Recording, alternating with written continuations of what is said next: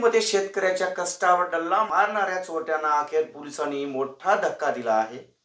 उदगीर ग्रामीण पोलिसाच्या डीबी पथकाने तब्बल 2,70,000 रुपयेचा चोरीचा मुद्देमाल जप्त करत 2 आरोपीला ताब्यात घेतले, तर 2 विधी संघर्ष बालकाचा यात समावेश आहे. तवळखेड येथील शेतकरी गोरख चव्हाण यांनी गुरदाळ तलावातील पाणबुडी मोटार वायर चोरीला गेल्याची तक्रार दिल्यानंतर उदगीर ग्रामीण पोलीस ठाण्यात गुन्हा दाखल करण्यात आला होता.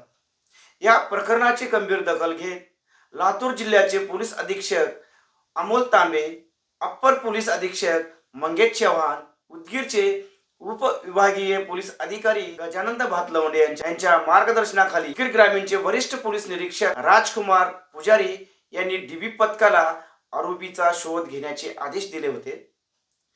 यानंतर गुन्हे प्रकटीकरण शाखेचे पोलीस हवालदार राम बनसोडे, संदीप केंद्रे, नामदेव चवले, राजकुमार डेबटवार आणि सचिन नारागोडे यांनी गुप्त माहितीच्या आधारे हेर गावात धाड टाकली. या कारवाईत पवन कळसे आणि धीरज कसबे यांना ताब्यात घेण्यात आले. पोलिसांच्या चौकशीत अनेक चोऱ्या केल्याची कबुली दिली. त्यानंतर पोलिसांनी 4 मोटारसायकली, अनेक मोबाईल आणि पाणबुडी मोटारीचे वायर असा एकूण 2,70,000 रुपयेचा मुद्देमाल जप्त केला. या कारवाईमध्ये लातूर सायबर सेलच्या महिला पोलीस कॉन्स्टेबल अंजली गायकवाड यांचाही सहभाग होता. तर पुढील तपास कॉन्स्टेबल गजानन डफळे करत आहेत.